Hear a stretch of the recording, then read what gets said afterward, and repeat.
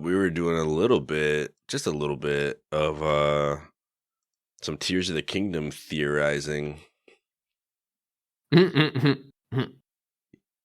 I got it in my brain today that they might, you know how Breath of the Wild, they had this big goal to try to capture the essence of the first Legend of Zelda game and how it was free exploration and, they wanted you to be able to kind of go wherever you wanted. I had this idea that they might be targeting that same feeling, but with the adventure of Link a little bit. And spells and stuff. Yeah, with the spells. Because all the trailers that we've seen with gameplay, like Link's arm has been doing some crazy stuff. And he's got like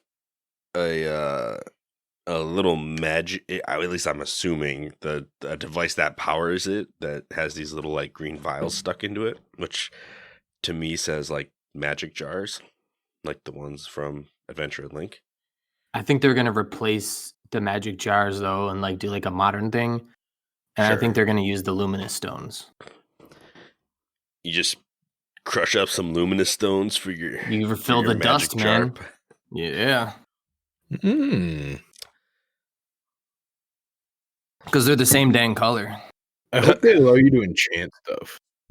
What's up? Like, I hope they allow you to enchant stuff. Like, I was really sad that in Breath of the Wild, you couldn't take, like, Soldier's Broadsword, take it to somebody, give them, like, that sword and 5 topaz, and now you have an electric Soldier's Broadsword. Or some sapphires and get an ice Soldier's Broadsword. Yeah, that would have been dope. They had a stone to represent each element in the game. Why can't we use those stones to enchant stuff? They actually had that set up. I know. It was so sad that they're just like, let's not do that. Like, oh, what?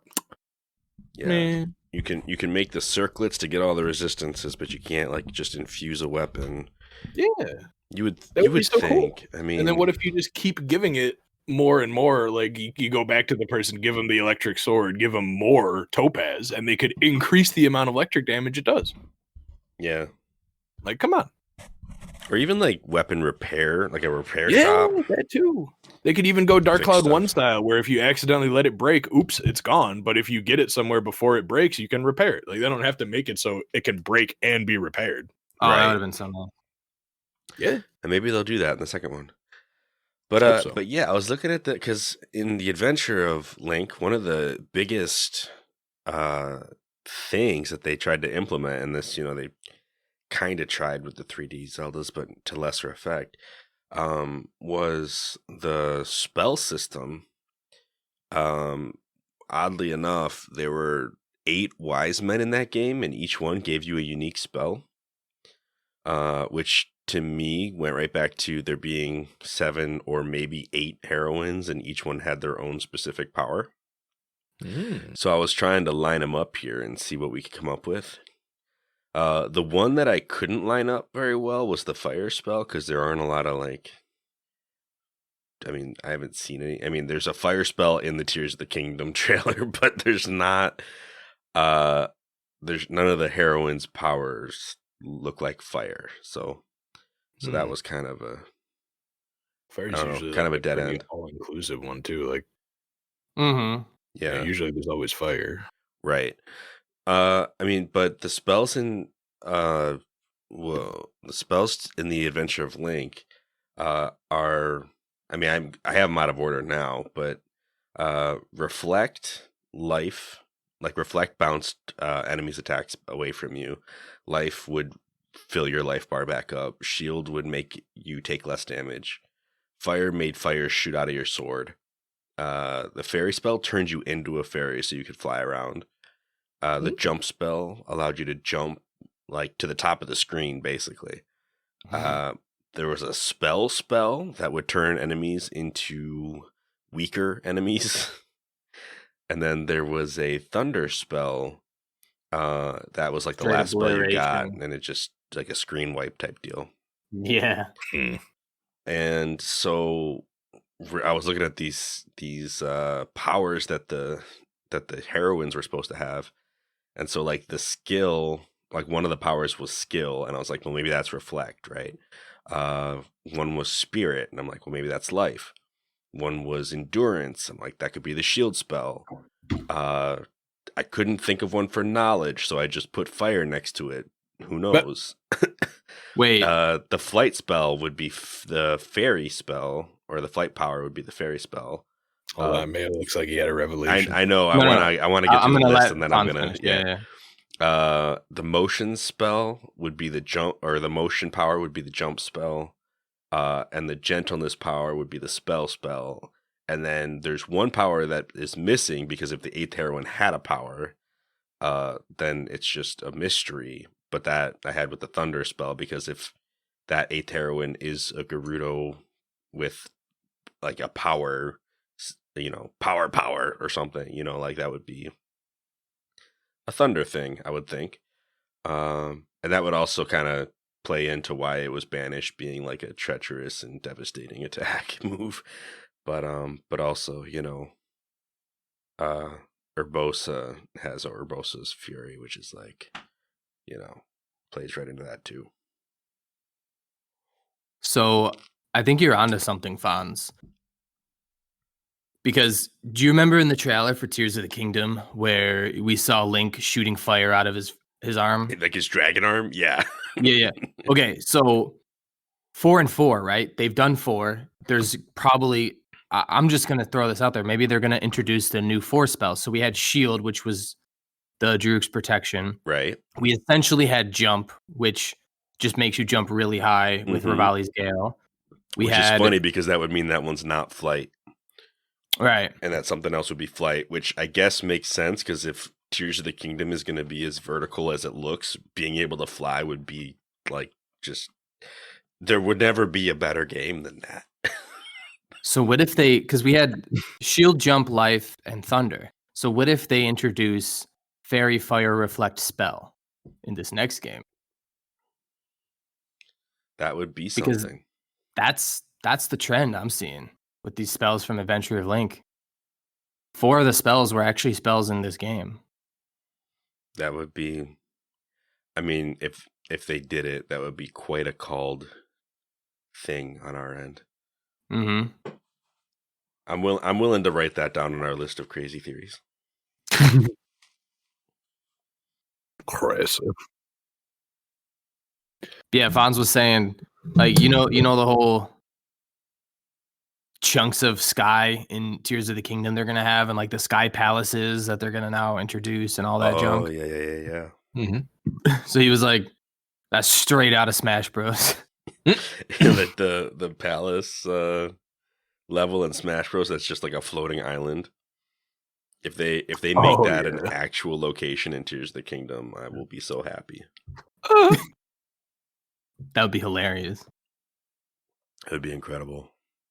Let's call it the Smash Plateau. Or Smash Toe. Yeah. Smash Toe. Nintendo. I gotta stop That's sipping my Mr. coffee Beast. so incessantly. What? Who said coffee? That's not me. I just drank a coffee too. I can go for another. Pour me another. So I put this on my keychain. Ooh, that's a cuckoo. The cuckoo god himself. Really nice shading work too. I like the. Nice. I don't know who. I've seen people make these. I was honestly thinking about buying a set of these and somehow fandangling my emotionals with these things. Fandangling. Yeah. What? Like making my What does that emotionals. mean? Let me look up the definition of it because I use it all the time for when I just put stuff together. A piece of nonsense or foolishness, a trinket or ornament. Yeah, it's kind of what I'm saying. Yeah, I'm fandangling a fandangle. All right. Fandangling a fandangle. But yeah, I was thinking of doing emotionals with those things because I've noticed people have them on backpacks a lot. So I was like, why not? So you want to make like Emotionals brand keychains? Whatever this material or thing is called. I have no clue what they're called. Those are They've been around since the 90s. I know iron. What do they call? They're beads, right? I mean, they're Yeah, you like heat press them. yeah. Um, He's got What are they called? a My Little Pony one. it's Twilight Sparkle Fonz. Oh, you got. Is that not My Little Pony? I'm sorry. Where was I wrong? That's the specific My Little Pony. Who would win in a fight? Cuckoo versus what is that? That's an Rainbow? elm. No, it's not. Well, that's a unicorn at the moment, but eventually becomes an alicorn. Ooh. Oh, okay. It starts with a P though. What are these things called? I just looked it up. Perler bead. Perler, yes. All right, there we go. It's a cry cut heat press. It's very press very Perler popular at conventions. Mm-hmm. That's where I got that. I haven't one. been to a convention in a minute, guys. Yeah, me neither. I keep hoping that UBCon will invite us. But Somebody at For free. UB's got to hear the podcast first, though. So there's a big convention every May in Orlando. I'm going to it, but but that's they in have a Orlando. creator con. Well, yeah, but they have a creator con, so I don't know. Like maybe we could set something up. I don't know. Maybe. I mean, Create our own con. Orlando seems like such a far ways to go. Well, maybe they do kind of like what the Zelda panel did, because they are 4 days straight of just nonstop. Like, Yeah. I mean, the vendors closed down, but the events. Is it anywhere near like Dragon Con? Is that a thing? I think that's. I mean, that's in Atlanta. But Connecticut. Oh, Atlanta. yeah. Yeah, I mean, it's the biggest one of the year in Florida, like bigger than Miami's Comic-Con. Yeah, I think we'd have to start small if we want to like do stuff at the con. I mean, I'm actually a UB alum, so I might be able to like reach out to somebody at UB, but I don't know. Whoever runs UBCon, there's like actually an anime tabletop RPG club type deal. Strategists and Role Players Association. So SARPA. SARPA. Yeah, it's SARPA. Yeah, that's what I remember. Maybe reach out to SARPA, whoever the president of SARPA is currently. I want to set up a booth and sell pins. Yeah, bro.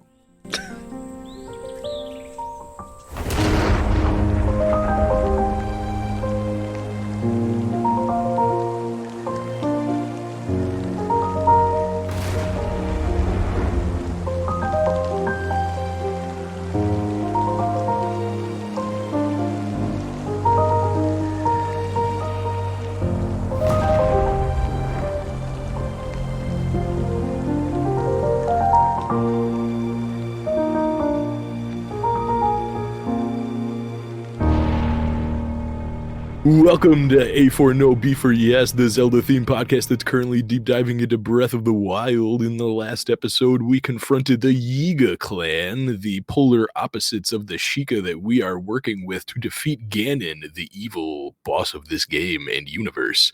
In this episode, we're going to be going more into the desert to defeat Naboris, the final of the divine beast that we have left before we defeat Ganon himself. I'm Cameron Hagee, wearing my Venom hat, and these are my co-hosts. I'm Ryan Fonzie, wearing my Zelda t-shirt and my Zelda cap. And I'm Anthony, and I'm fandangling my fizz jig, flummadiddle, fribble, cuckoo. Flux capacitor? All those are synonyms, Burler by the way, beads. of fandangle. All right. Travago. Flumadiddle Fandangle is our my way new through favorite this word. episode. I'm darn tootin' flummadiddling. Oh, okay. That's not my Billy Wig, man. I don't know. Well, this is our last Divine Beast, guys. I'm being flabbergasted. It is. It's our last divine beast. So yeah, Cam was saying last time we did the Yiga thing, we got that helmet, that Thunder Helm. It's got 6 eyes. It makes you look like a bug, but also you don't get hit by lightning, I guess. But it's also gold, so it kind of makes you look like a Buddhist bug. Oh. Yeah. Yeah. A lot of the Like a scarab bug. Gerudo clothing in this game, I guess, is actually like based off of Buddhist statues and stuff, so it makes sense.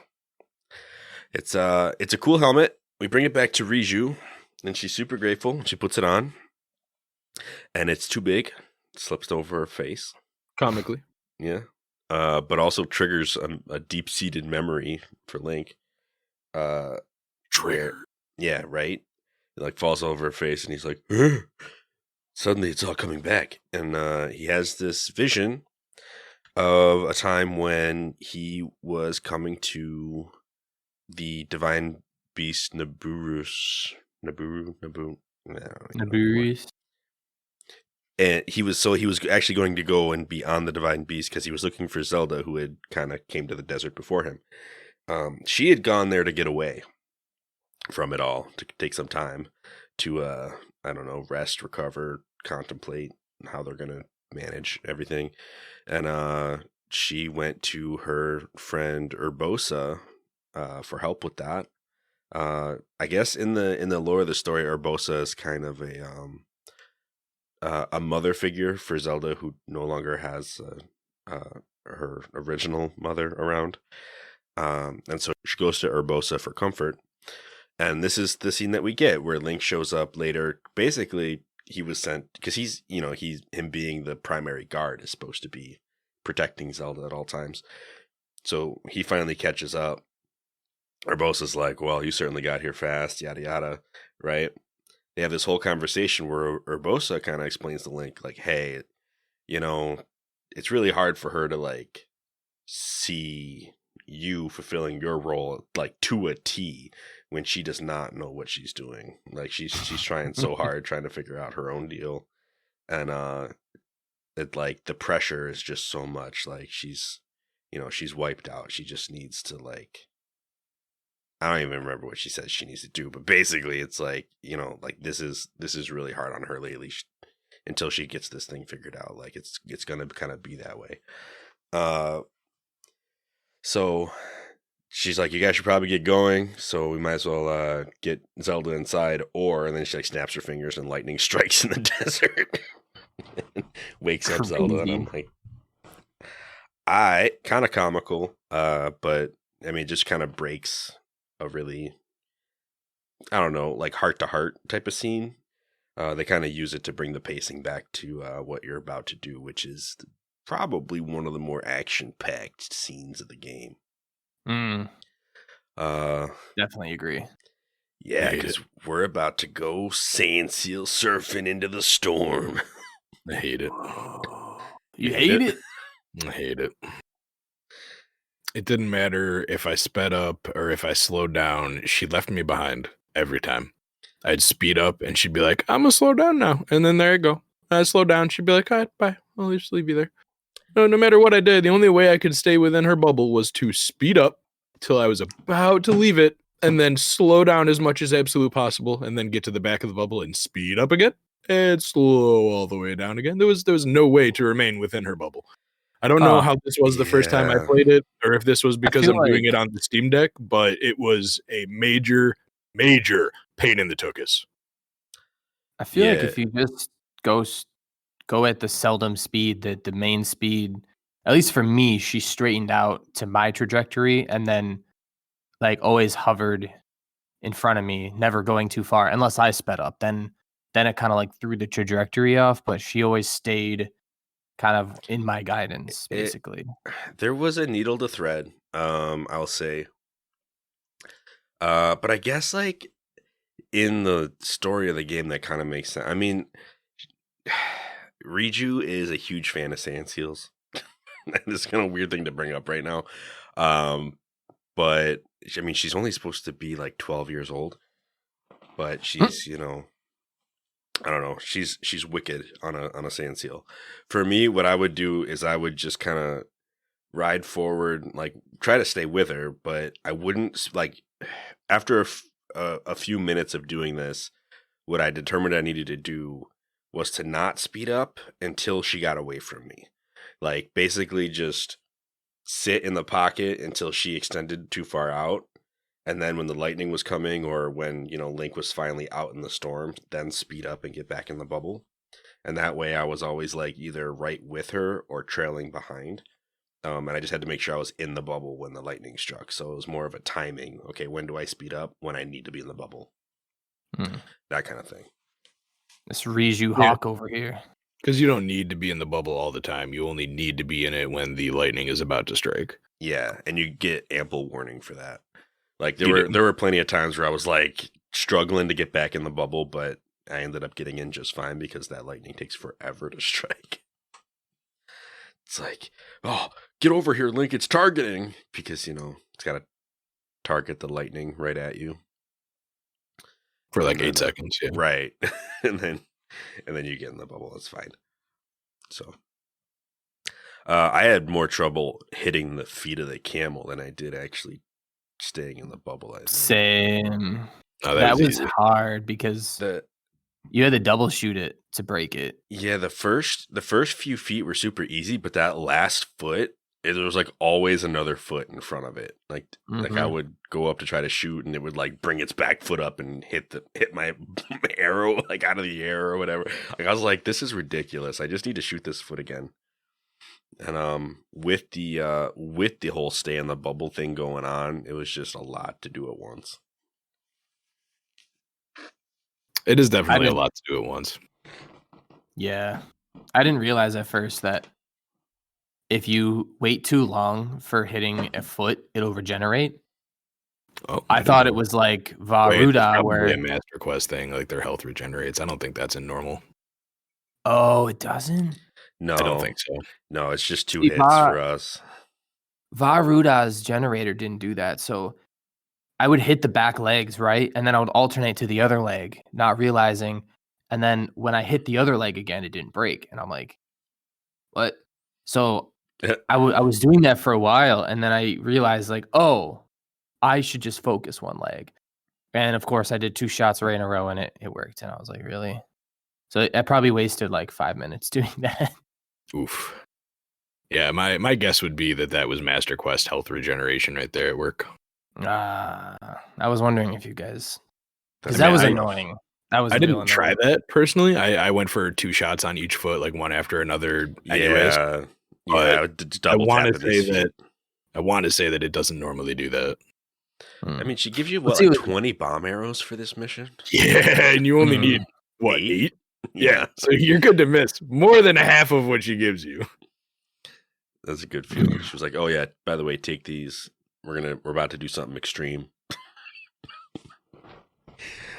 I just love this scene. I mean, I know that it's not the most fun. I mean, I think like flying around Vah Meadow or swimming up to Vah Rudania, like those two are just a lot of fun, and it's really hard to mess those ones up. And but this one I think is for me at least, like I love the visual of this. Like the gameplay I think is lacking compared to those other two, but the visual of sand sealing your way through a storm where everything is just dark clouds and thunder and lightning around you, it's epic. I just love the epicness of it. Yeah, conceptually it's a 10 out of 10. Like the idea they had going into it was maybe the way they implemented it was 7 out of 10, 8 out of 10. But the idea itself, I do really enjoy that, yeah. Even before, like I mentioned, I know you guys, I don't know if you guys did this, but even the ominous feeling of Vah Naboris in the distance, in the clouds, because you can go in there and you can try to survive. Most of the divine beasts, like you don't get to like really do anything or interact with them. They're kind of just there. You get too close Vah to them, Naboris and like you can't go is like, nah, you get too close to me, you're fried. Yeah, and it's just really ominous because like it's like a sandstorm you can't see, and then purple lightning, and 10 out of 10. So cool. What were you saying, Cam? Oh, nothing. I just added on, like, yeah, they did a really good job with it. Of it being something that's like looming in the back, something you can actually get to, something you can actually be threatened by, not just, oh, it's there until I do the thing that gets me access to it. You could go right up to it and be like, hey, you want to strike me down? And it'd be like, yeah, I do. Vah Ruda, like, I don't even think was through like ice around, blocks at you right? or something. Well, like I'm saying, like it wasn't Talking even about there Redania? until like no, Redania. Vah Ruda was underwater, right? Until you Oh did the yeah, reservoir. Yeah, so you couldn't yeah. even I see mean, them. I think you could see the top you of could them. see couldn't you? it. You weren't allowed to Mm. go into the area until you did everything Yeah. else. It was like And- Vah Ruda's causing a ruckus. You can't go this way, and then it would kick you out. And if you tried to get too high around the bird, then it would shoot you down, right? Yeah. Well, that's the idea. Yeah. Yeah, but we get into this divine beast, and unlike the amazing conceptual feat that was the sand seal through the storm section, the beast itself is a big barrel of nothing. It's a Pringle can, basically.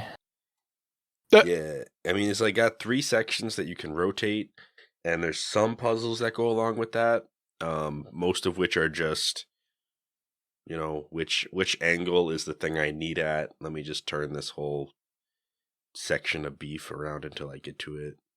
A couple of interesting things that happen. I mean, you can like create a circuit that opens a door and lets you out, like stuff like that. But I think of all of the internal mechanics of the Divine Beast that we've seen so far, this one was probably my least favorite.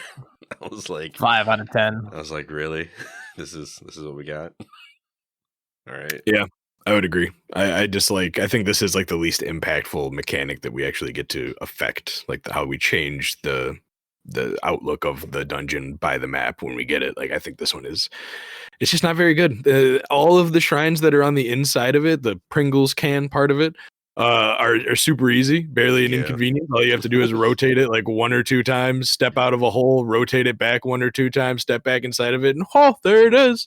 The only difficult part of this Divine Beast, in my opinion, is trying to get to the top of it to get to those puzzles at the top with the electric balls. It's relatively easy once you get up there, but it took me a minute to actually figure out how to get back up there. Yeah. Yeah. I think Everything the last and the boss is terrible. like shield link or reactor uplink, I think that was the hardest for me to get to. It was like a series of spinning and realizing like which hole to actually have it up so you can drop into it, because there's like a specific hole that one, because it's in like a cage on one of the last cylinders, so Yeah. that was a little difficult to The just top figure of the the angles camel was the most interesting part. With Yeah, like I the think you the get one you're excited. talking about, Mayo, is the one I did first, and that was super easy. That was just, it's inside a thing I can't get to unless I get inside a hole from the outside. So I just rotated it until I found a hole that went outside, walked outside, stood right there, and then rotated it until that hole was right there and walked in. I was like, oh, there it is.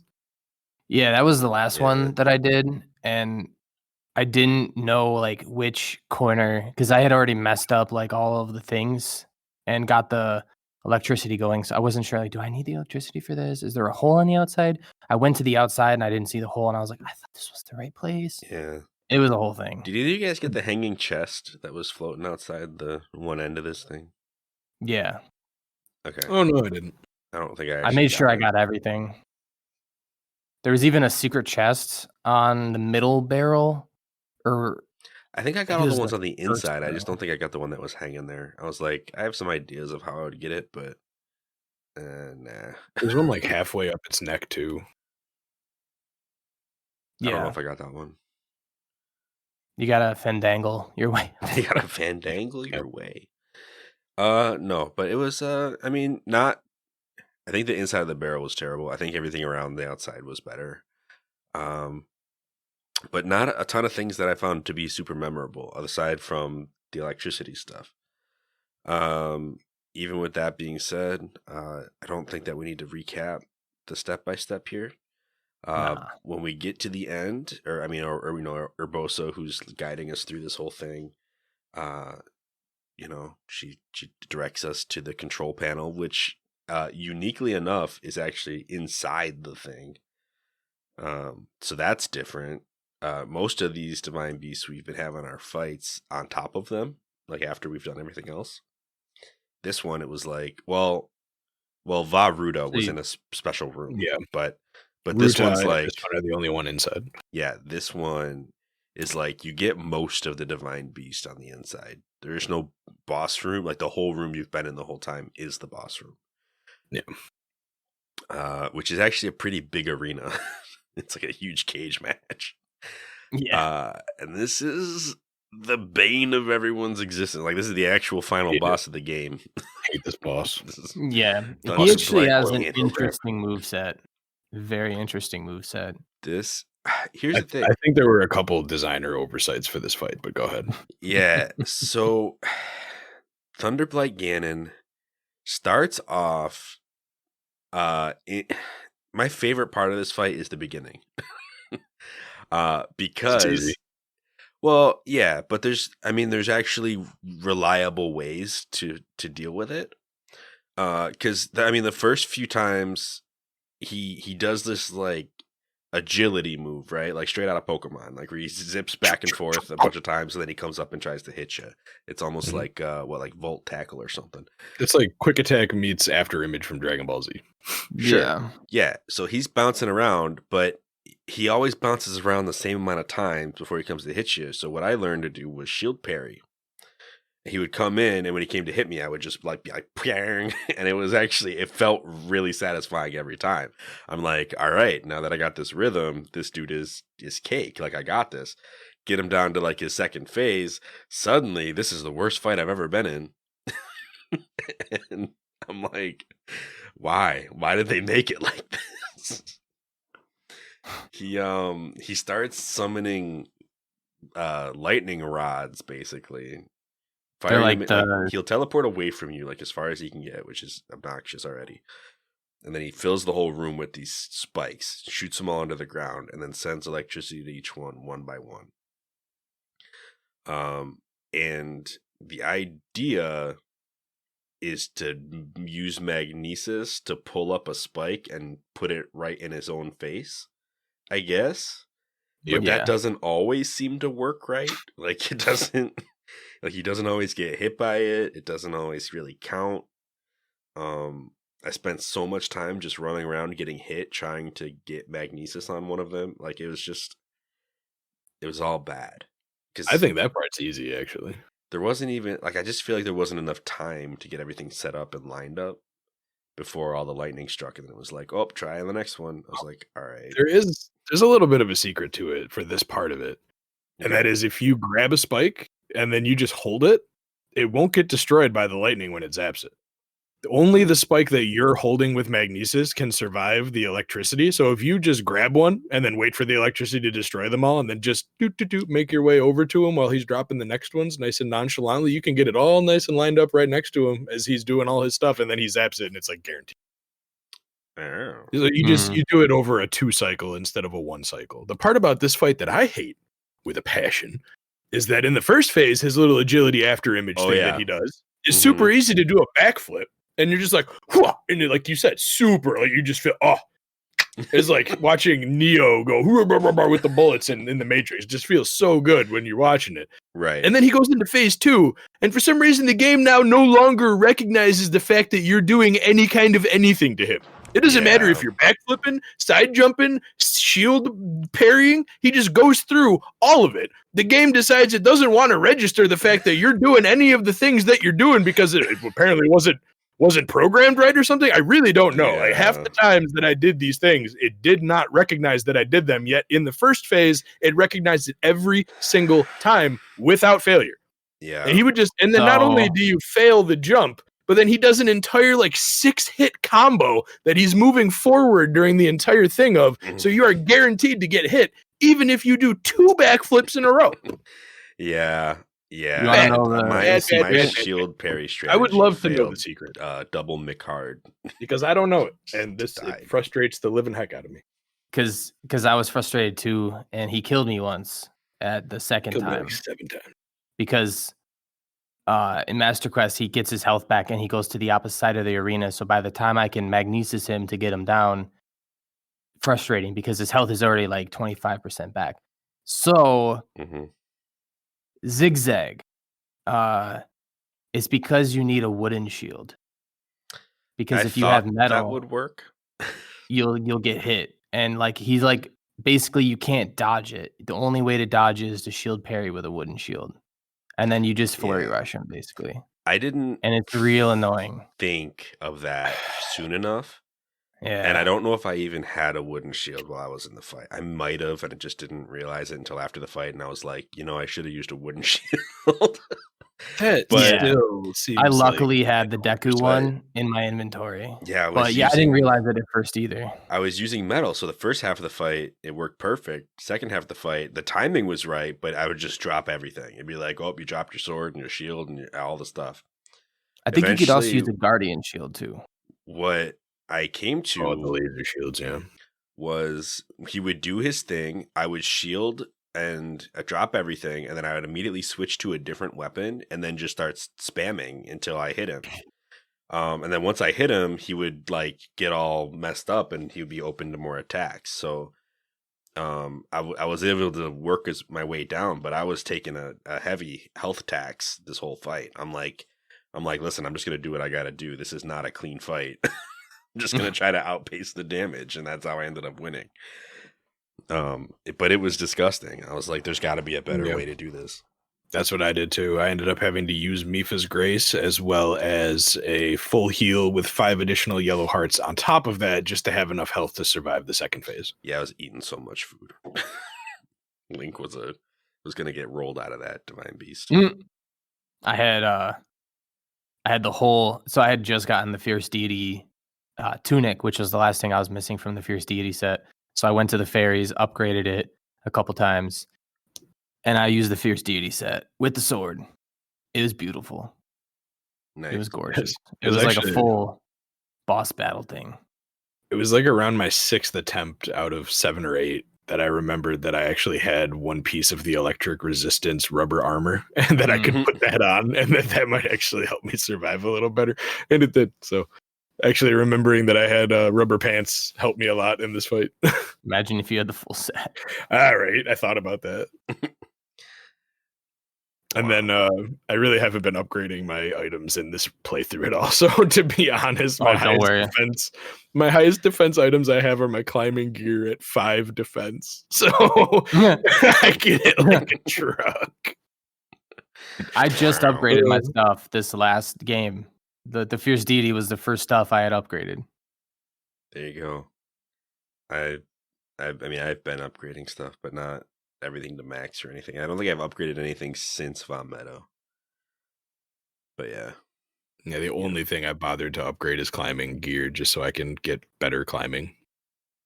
Yeah, I mean, it's decent armor. I should probably buy the what is it, the knight armor. Yeah, the knight armor, I mean, turns you into a tank effectively. Yeah, I want that. Whenever I go into like a major test of strength, I just knight up. Like, I'm gonna be I never even bought the knight armor in this run, so I don't have it. Yeah, well, you know how my run's going. I got all the clothes. I'm playing this as a glass cannon Link, actually. Like, yeah. Just get all the barbarian set then, man. Do all the mazes. Yeah. Exactly. All right, cool. So we defeat the Divine Beast. We get a cutscene of the camel. Well, we actually don't. We get a cutscene of the camel heading towards the edge of the desert, and then it fades to black and comes back up, and the camel's up on top of the plateau. And I felt like I was robbed of an amazing cutscene of a camel trying to climb a cliff. I was happy that I didn't have to watch all of it. I mean, there was a part of me that was like, I want to see what it looks like going completely right, up, like how is it going to go up that mountain? cliff? It's like, but at the same time, if you look at the speed it's walking, that would be like a 45-second cutscene of it just getting to the mountain. Right. I thought there would be some kind of explanation for how it got up there. I'm like, does it have like booster feet and it just kind of That's what I was thinking. But no, it just fades to black and then comes back and it's up there. Like, yep, there it is. It's all aimed and locked on. Like, this game. You gotta be kidding me right now. And then, of course, we see Urbosa there, her spirit. Oh, he defeated the thing. We're free. We can finally do what we wanted to do. We've been waiting so long. We can wait a little longer. It's going to feel so good when we finally get to shoot this beam again. And the typical thing. Yeah. by the way, Ganon once took the form of a Gerudo, so this will be especially sweet. And you're like, wait, what? Yep. It's just Yeah. like, yeah. Keep it moving. It's like, okay. She looks straight at the camera, breaks the fourth wall. Yeah, I said that. All right. I said what I said. Ocarina of Time, what? Right? Now, see, I mean, that's the obvious, right? Like, it's like that. It's like you're talking about Ocarina of Time / Twilight Princess Ganon, right? Like that's what you're talking about. Or I mean, even Wind Waker, I think they called him a man from the desert or something like that. Yeah. So I mean, there was a good run there where Ganondorf was the Gerudo king or whatever. Even Link to the Past, he was a man at one point. Yeah, did they necessarily say he was from the desert, or was it just the leader of the thieves? Might have just Just been the thieves leader, I think. Yeah, might have just been the leader of the thieves. And they didn't even name them. I mean, there were Gerudo things in the game, but that's just because that word means desert or from the desert or something like that. So, you know, enemies in the desert. Some of them had the Gerudo tag. Yeah, but I mean, okay, so I know we talked about last time with the whole 8th heroine nonsense. Part of me had a moment when she was like, you know, they say Ganon once took the form of a Gerudo. Part of me was like, is she talking? Like, is this meant to be just an Ocarina of Time reference? Or is she actually referring to the 8th heroine statue as well? Like, to me, after seeing that sword in the Highlands and everything, like, had this moment of like, maybe this is just the history of Breath of the Wild and it actually isn't trying to refer to Ocarina of Time, but it for sure sounds like an Ocarina of Time reference. So that's how I still see it, but part of me does have that curiosity of what if, you know. I feel like it would be a little off though, because Ganon's always referred to as a he, and it's always the king of the desert, so that'd be a little weird for him to be the 8th heroine. Right, but at the same That time, means female. when you But if say adopted the form of a Gerudo, that can mean a lot of things. I mean, it can mean that he disguised himself as a Gerudo, which is something that we've done in this game. It could mean that, I mean, she didn't say Ganondorf. I mean, it could have been a Ganon incarnation that for some reason was different. I don't know. I'm just saying that there are possibilities. I remember looking up the definition of adopt to try to figure out what that could mean. But it doesn't necessarily. I mean, like the premise is that this, you know, Calamity Ganon malice monster that we've seen can take different forms throughout different ages. So, yeah, if it manifested as a Gerudo, I mean, the number one thing every Zelda fan's going to think of is, oh, that's a reference to another game. But if you never played another game, you might be like, oh, like that's a history bit. And if you've been deep diving into the desert like yours truly, you might be like, I wonder if that's supposed to be connected to anything we've actually seen. What if I don't have any solid answers on that though. So you guys saw the Breath of the Wild 2 original trailer with Ganondorf as like a mummy, right? Or Ganon, I should say. Yeah, I did. Don't remember. I have a screenshot of this Ganon with the little magic arm thing on the chest. Do you want to post it up in the private chat so Cam can see? Yeah. Let me see. So Give me the visuals. I think what you're saying, Fonz, about the 8th heroine thing could actually check out, because I had seen a video and now you have me thinking, or it wasn't a video, it was just a post where they said the villain of Tears of the Kingdom is not going to be Ganondorf. It was like their theory. And I think that what if this Ganon looks very feminine. The jaws, the bone structure, the slender body. I'm just going to go out here and say that this Ganon that was incarcerated and became Calamity Ganon is actually a female. And Urbosa was right. Maybe. because she's The- even The or he- muscular structure, if that's clothing that we're looking at on that mummified form, then maybe it's female. Otherwise, I would say the muscle structure is supposed to be masculine. But have you seen Bullaria? Guy. Just based on how big the chin is, I kind of want to say that's still a guy. Yeah, it's just very slender for Ganon, you know? Like Ganon's usually this Well, like yeah. massive big It's a dude, mummy. like It's literally High supposed to raised. not have any muscle. It's basically just bone and skin. So and like here, I'll take like a render of this one. even if you took like Dwayne the Rock Johnson and mummified him, you still wouldn't look very buff at that point. And this is another render. Someone made like a custom art to like, and it kind of does look a little feminine from what we've seen of Ganon. It does look like a guy, but it still looks kind of feminine. Well, okay. That's the one I was looking at. Oh yeah. I don't want to assume anything about the mummy because that could still be a different incarnation than the heroine. True. So We don't know how long ago it was. yeah, I mean, it does have very Gerudo jewelry, Gerudo symbols, all that stuff. But again, like adopt a form, even if it was a Ganondorf, like he could have disguised himself as a Gerudo regardless. I mean, that would have been a long con to try to pull off, but you know, who knows? It's a mystery. The longest game. Is this Ocean 17? I can't wait till Tears of the Kingdom to just get all my answers. And all these theories just come full circle. It is weird to think that we're gonna play that game and I'm already gonna be like, all right, here are all the places I gotta go to solve this mystery for myself. I'm gonna hit the ground running and there'll be some tutorial and I'm gonna be like, I don't want to learn how to play this game. I want to just go to where I need to go right now and just let see me what I go, wanna see. Dad. I want to just run to this end game area to get answers. I'm going to the desert, guys. That's our first location. We need answers. Everything there can one-shot you. I don't care. I need answers. I really don't want to do the Mad Dash Tears of the Kingdom, but part of me feels like when we finally get that game, it's going to be really hard not to just try to look into all these theories immediately and see what happens. Yeah.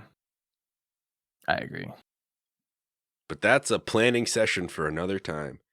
Another episode. Right? I just want to play the game. So we done beat this divine beast. If we go back to Riju now, she'll tell us that she heard Urbosa calling out to her in the middle of the fight. She gives us a sword and shield that belonged to Urbosa. She thanks us for our help, and also there's a Thunder Helm sitting on a pedestal right there. That you can go up and go, I want that. Yeah, you can say, have hey, it? I want that. can I have it? I don't like electricity, and it would mean a lot to me if. Again, I know That that's would mean a I lot. know that's the Gerudo's relic, and it's like, it's your people's like thing, and it's like you guys like almost It's like worship it. I want that. Just give me that. heirloom that's been passed down for generations, but Let me can just I put that have on my it? head and just walk away with it. It really shows the greediness of Link because she's literally like, here's this sword of the seven. It's this sacred sword of the seven heroines that was passed down from generation to generation and was actually Urbosa's. And here you go. And then Link's like, yeah, but how about that though? That Yeah, sword's that's not going to great, but- protect me from lightning. If I get hit by lightning, I'm going to drop the sword. What about this legendary heirloom, though? I'd kind of like that, actually. And they're like, well, if you help out enough, I guess. Right? So we can Solve all our problems. So we can go help out the people of Gerudo Town. And this kind of leads us into the desert in so many different ways. I don't know how many of these are actually tied to the helmet thing, because I just 4. did them all anyway. 4 of them are tied to the helmet. I know that the Molduga mission is tied to the helmet, which we brushed on finding- like in the last episode. Finding whatever her name is with the B in it was one of them. Finding Barga or something like that. Oh, The one that's at the Did- shrine. Yeah. Yeah, So, the one that's like in the Noble. mouth of the giant. so the skeleton. same the same Gerudo who got captured by the Yiga also went out looking for something by herself. I don't know what or why. Seems legit. But she went to the shrine underneath the Leviathan bones out in the desert, and that's where you have to just make your way all the way out there and go rescue her again.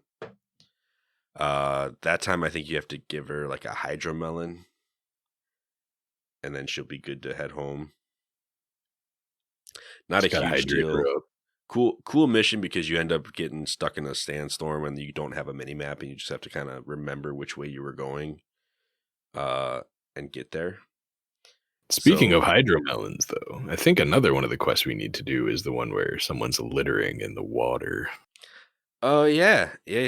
So that's another cool one. I mean, do we want to just kind of skip around like that? Because that mission was pretty short. So this one, if you don't defeat the divine beast yet, right before you defeat the divine beast, if you go around town, you can see this whole thing playing out still, where there's just some melon rinds floating through one of the aqueducts that they got going on at Yeah, there town. is. And there's a little girl who wants to plant a garden in one of the little back alley lots. Like it's like a little dead end space. She wants to make it a garden. So she'll express that dream and ambition, but it won't actually go anywhere until you defeat the divine beast. And then she'll be like, I worked so hard. I tilled the land. I did all this stuff, and it's just pollution, man. And you're like, what? So you go and you check the water that's right there by her garden, and it's just full of melon rinds. So if you follow the melon rinds back to where they're floating from, you can meet Caliban. It's an interesting name for someone who's just eating melons and throwing their rinds right into the water. I mean, though, hold on. Before we go any further, though, realistically speaking, is that really polluting?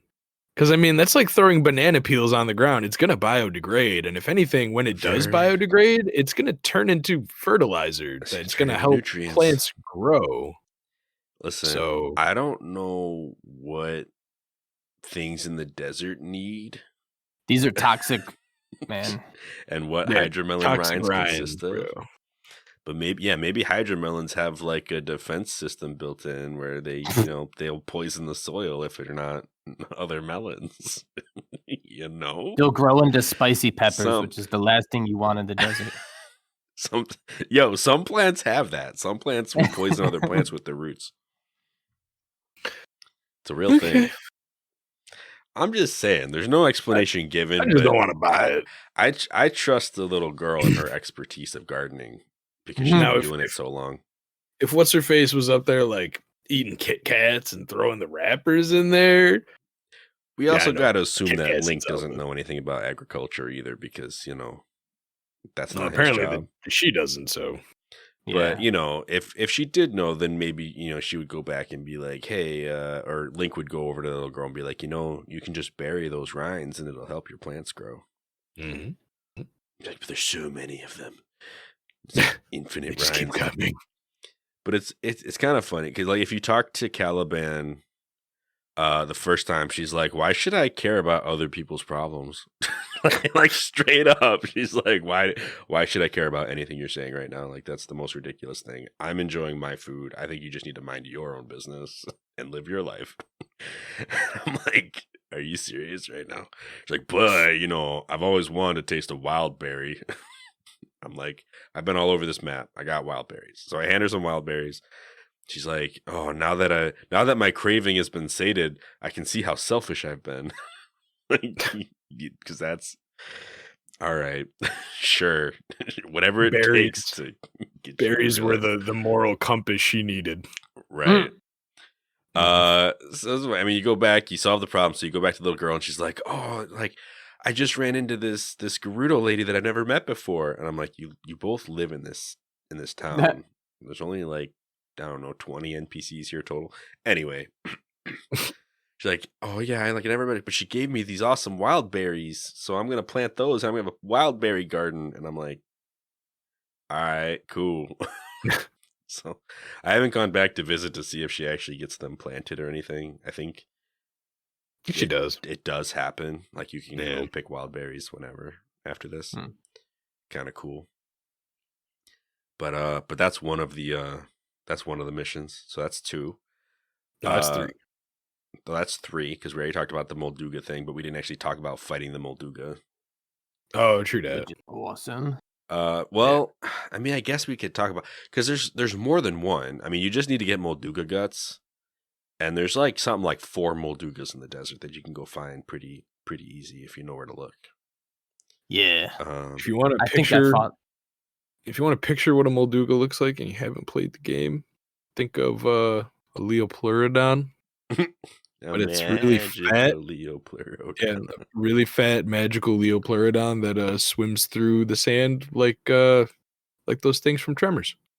Yeah, basically that, like a Leopleurodon mixed with a walrus.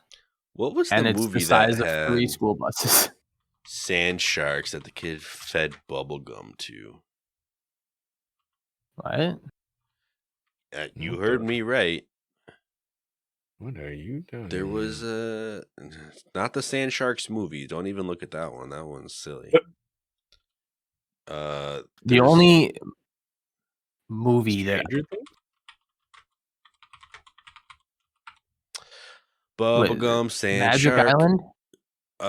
Sand Sharks and Pizza Trees. What is this? Oh my gosh! I guess so. Magic Island Pizza Tree, right? The kid goes up in the pizza tree, then there's a sand shark. Yeah. And the kid throws the bubblegum to the sand shark, and that's how he escapes.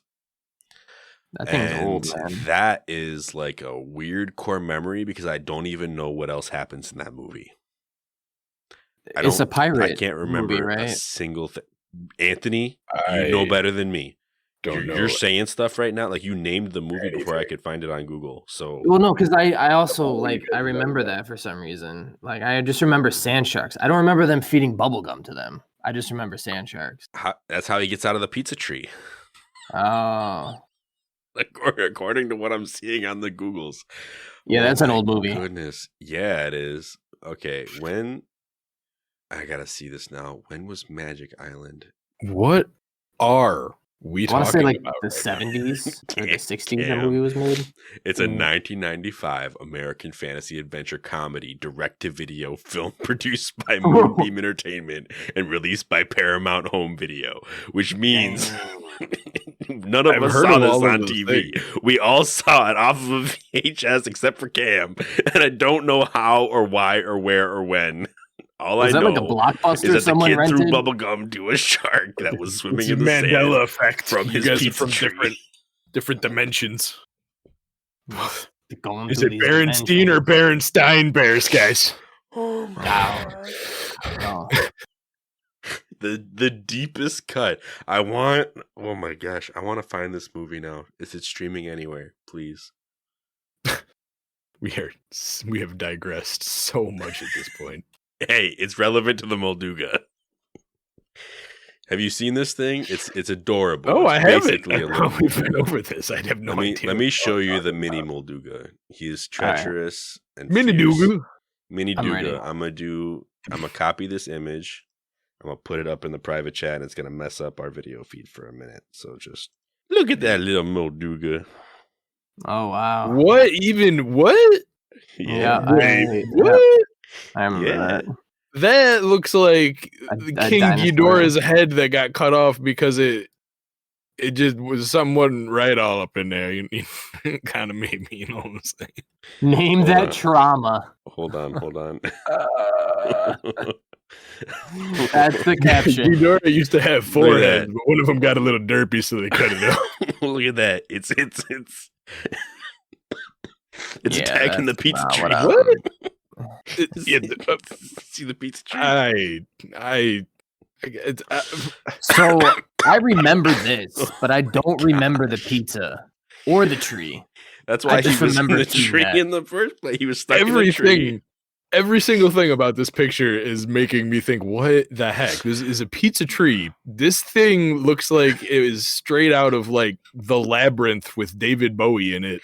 And this kid looks like he's just so absolutely, I don't even know. He's like dumbfounded and flabbergasted and yet like just in awe of something all at the same time. This is the most amazing refined from my childhood. Nobody's going to understand what I'm talking about because they're not going to see this picture, but nope, I'm going to put it up on the video feed. Okay, that's good. Because how else would you ever explain anything that we're talking about? I need you all to understand that this was a scene that really happened, and I'm so happy that Anthony at least had some kind of memory of this. Yeah, I see it. Like I said, I don't remember the tree or the pizza. I just remember this thing's face.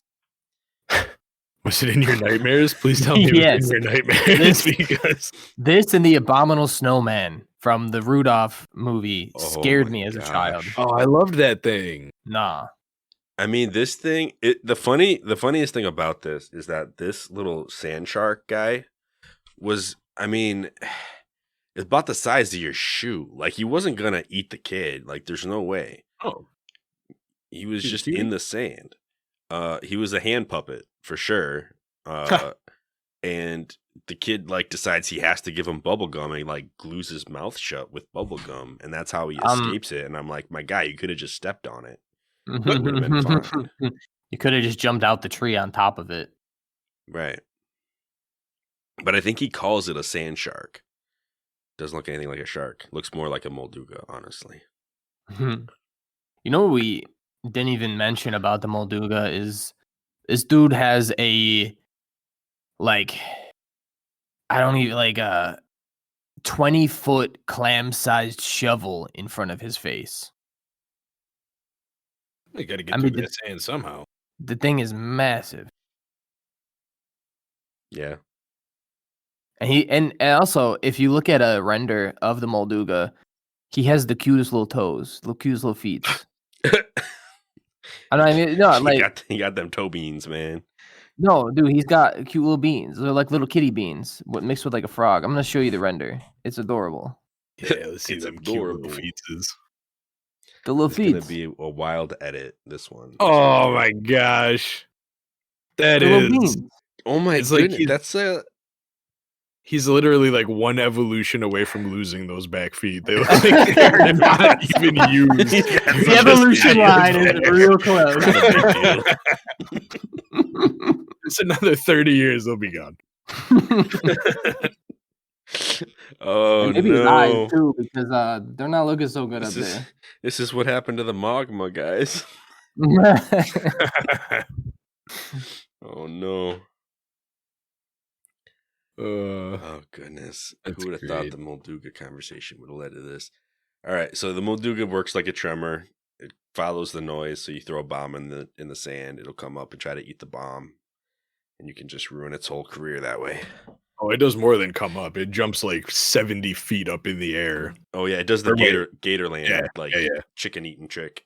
And yeah. Think of Peter Pan when the crocodile jumps out to attack Hook, like that kind of thing.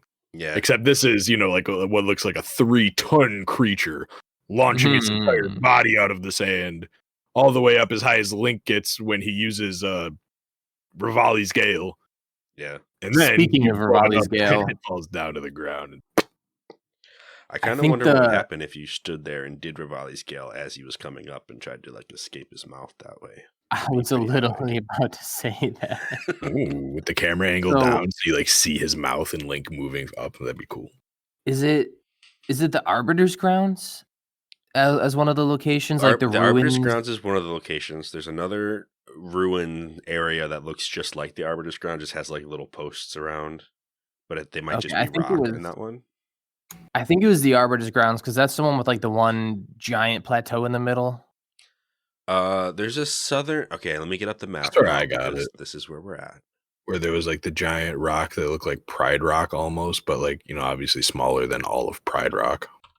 Yeah, I mean whatever location. It was like the southernmost one. I think it was the Arbiter's Ground, and okay. Yeah, I jumped up with Rivali's Gale as he was doing the charge, like just straight steaming right towards me. And I didn't get it in time because I messed up my bomb, and so I panicked, and I was like, I'm gonna Rivali's Gale out of here. Like, nope. And the second I like got off the ground, he just steamrolled into me, and Link went across the desert. All right.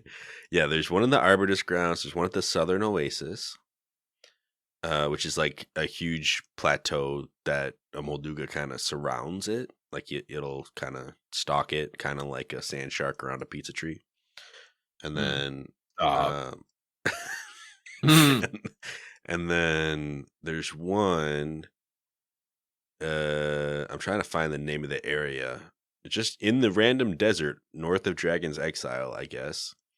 And then there's one in the Taruma Dunes, which is kind of like a Arbutus Ground-esque setup. It's like just made with rocks, I think. And there's a shrine in the middle when you defeat it.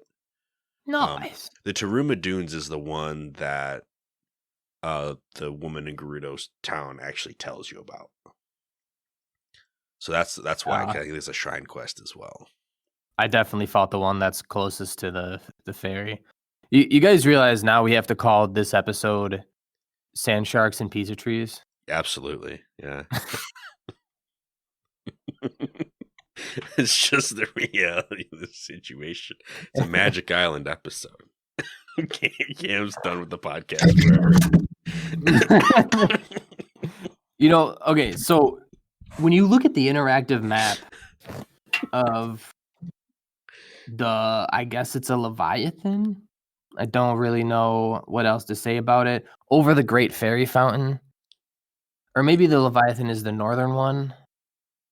I don't really know, but there's a massive bone structure in the very southeast or southwest of the desert that you need to go through a sandstorm to get to, and then you come out at this fairy fountain with this massive bone structure creature, and it kind of looks like a giant Molduga that was like 10 times as big as the modern Moldugas.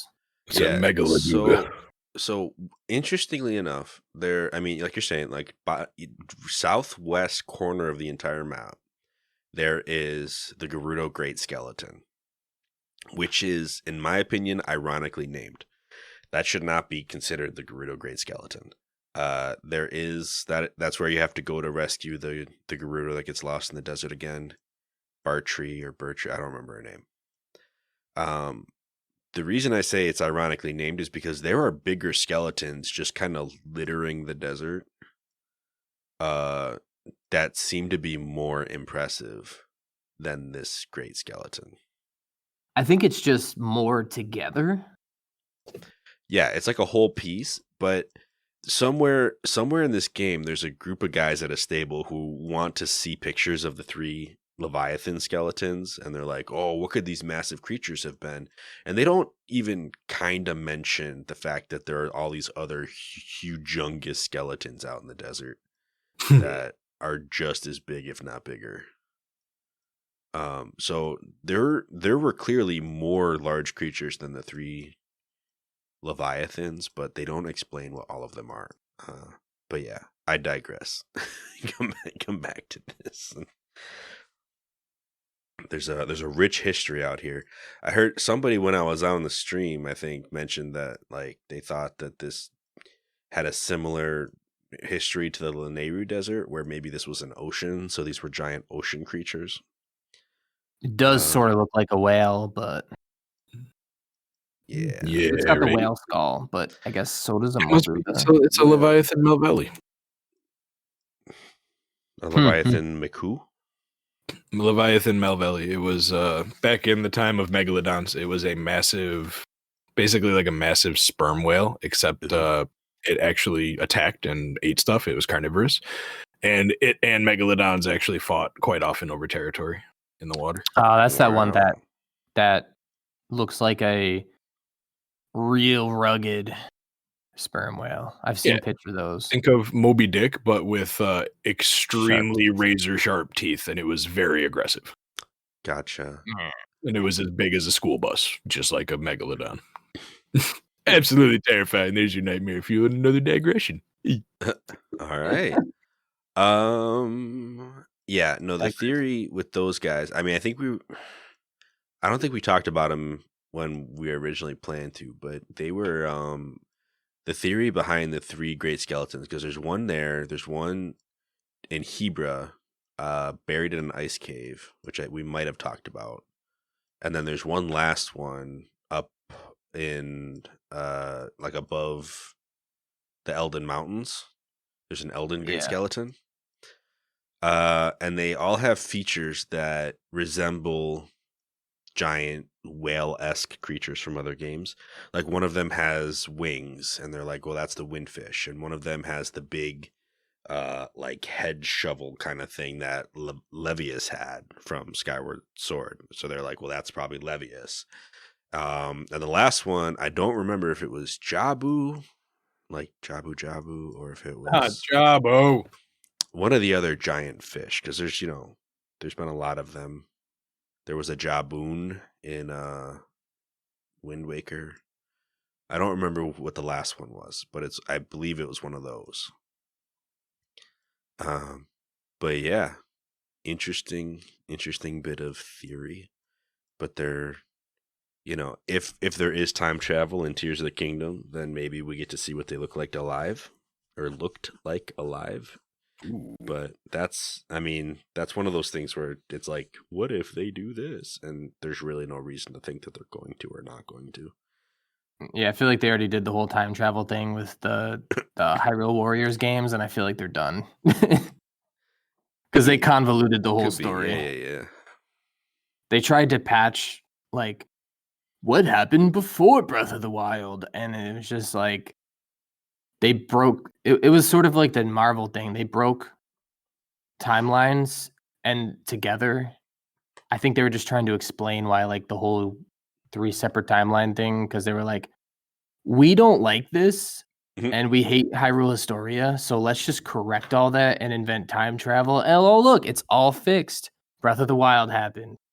Yeah. And I feel like that's what they were trying to do, because it's really weird, the time travel. Yeah. Like, you go back in time to where, like, Link was a knight at the academy in Hyrule Warriors, kind of like just getting assigned to his mission with Zelda, and it was all like, the heck. Okay. So, time travel aside, what was the last mission that we had to do for The this? ice, right? Oh, the Noble Pursuit? Yeah. Gotcha. All right. So, out in the middle of the desert, not really the middle of the desert. Where is it? This one right here? Giant block. Mise Shume? Yeah. So out in some unnamed, unmarked area, there's a shrine that you can see from a solid distance, so it's not completely hidden or anything. There's a Gerudo who's just on the Sheikah Slate module. Like, she's keeled over, like, just over top of it, so you can't even get it as a fast travel spot. And she's just dying of thirst and needs some help. Can't seem to make it back to the town. Doesn't really want your help normally. She just wants a drink. Yeah, without an alcoholic drink, right? I don't remember if she specifies, but maybe. She's like, oh, if only I could. She probably says something along the lines of, oh, if only I could taste a Noble Pursuit or something, like, because, when you're out in the desert, you're getting mirages and stuff. She's just rambling.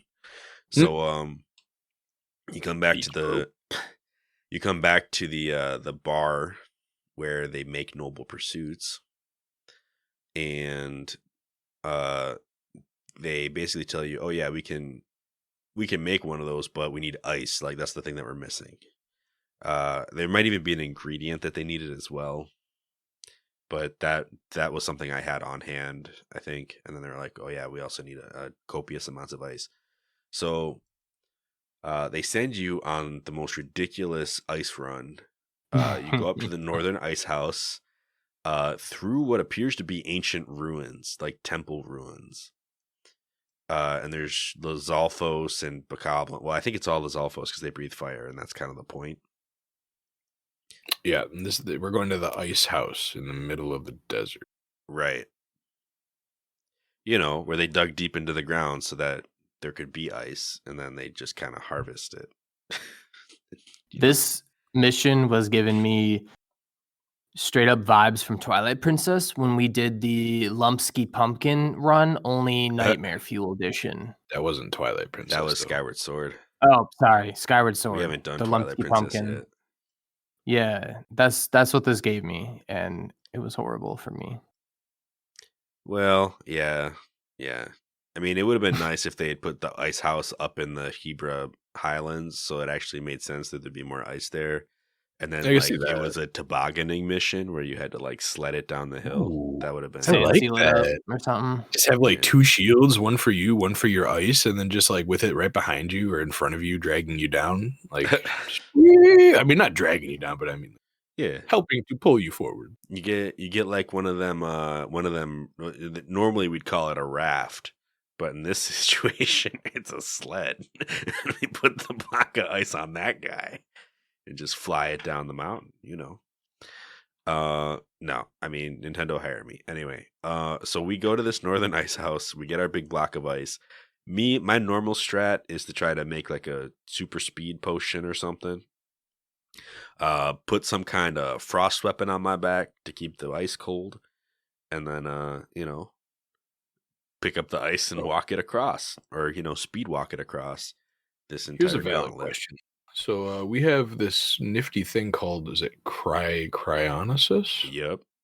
So if we just went over to, let's say, the water fountain in the middle of town and Yep. did one little thing like Yeah. we've been doing the entire game, and then just kind of, oh, look, Mm-hmm. here's some ice. Yep. Nah, none of No, that. you You're got gonna go. a We're good gonna go point. to the ice I mean, house. middle of in the desert. theory, if they just spilled a drink in the bar on the ground, you could just cryonis that joint and make a big block of ice right there. But I mean, we are ice benders. after all. turns out the aqueducts, like the little water things that are all over the rooftops, you can't actually use cryonis in them. I don't know why, but you can't. I tried it because I thought it would get me to Caliban faster, and the game was like, "This water can't be frozen." I was like, "What?" It's special water. Just nothing. Does that go for the water in the oasis too? Can none of the water in the desert be frozen? I actually don't know about the oasis, like the Karakara Bazaar. You mean? I don't know about that one. I didn't try that one, but I did try the water above the town, and it was like, nope, sorry, not the right spot That's for so that. weird. I'm like, really? Because they need ice, like right in that house. Like, yeah. If the game's willing to disable cryonesis for seemingly no reason in that town, then why can you climb up the walls on the outside when all they do is go, "Hey, even though you're climbing a wall and there's no one there to see you, we totally see you. Get out of here now." Why wouldn't they disable that as well if they're going to turn cryonesis off? I don't know. Weird. Whatever. All right, I don't. Nintendo. Listen, I got I mean, nothing for you. I know, But right? yeah, so we do this ice run, we get the ice, and then they make the noble pursuit, and it's the best one they've ever noble pursuited, kind of like the best pumpkin soup that they ever souped. touched Link's hands. It's gold now. Pretty much. So you take it back out to the unmarked shrine that you have to run back out through the desert to get to because you couldn't fast travel. You give her the drink, and you don't actually give it to her. You just tell her that it exists. And then she's like, oh boy. And she runs all the way back to Gerudo Town through the desert from the excitement of getting this drink. So Just needed motivation. Yeah. The survival instinct wasn't enough. She needed a reward at the end. And so we're able to do that shrine too. There's also a sand seal rally out in this desert, just worth noting. That's fun. There's like a sand sealed rally record holder. It's like a big event that's like a big part of the Gerudo culture. So you go and you smash the record and you get some, reward for it. You get to go into you get a shrine by doing it. So I would recommend cool. that last quest. Like, if you don't care about the Thunder Helm, fine, but that last quest or shrine we talked about, I would do it because that dress comes in handy for the DLC later. Yeah, the headdress is super useful, especially if you have it before you do the Zora mission, because then you can just kind of walk up the mountain without worrying about getting electrocuted. True. Didn't even think about that. But you know, every order has its benefits. We chose one for a specific reason, and it wasn't that. But there's a lot of good places. I mean, there's a Thunder Plateau. I'm about to go there with my new helmet and just you solve the puzzle with no danger. It's gonna be great. But stuff like that. I mean, it's a lot of usefulness. The DLC is gonna be an interesting venture because we're doing that before we finish the game. For anyone interested in knowing what our schedule looks like, I think next episode we're planning on doing Terrytown and some Akala stuff. Hey. So I'm looking forward to that. There's some cool, from what I remember, there's some cool lore around that area. Yeah, there is. So that'll be fun to talk about. I mean, we talked about some of the landscape already, so it's going to be kind of a filling in the gaps around doing the Terrytown mission as well. So I'll be looking forward to that. Yeah, we got our helmet and we're ready to go take on the rest of Hyrule. We ain't done yet. No, we ain't done yet. We ain't finished with you yet. Ready to give Ganon his gab stabbers. All right, so this has been our episode of A4NB4Y. Thank you all for listening. If you'd like to reach out to the show, go ahead and get to our website where it has all of our social media links and our contact informations. If you want to, go ahead and check out Seamotionals. They're doing a lot of stuff these days, including their own podcast and whatever events they have scheduled for 2023. I don't know.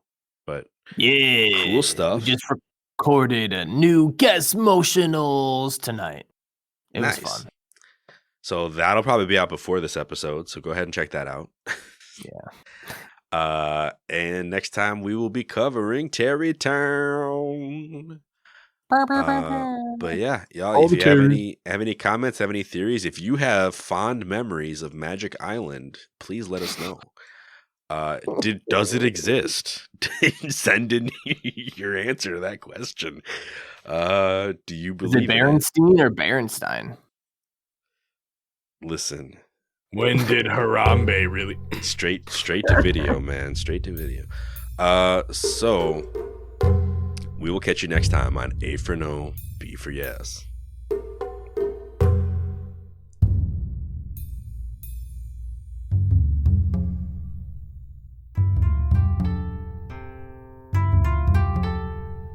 Did you get all that?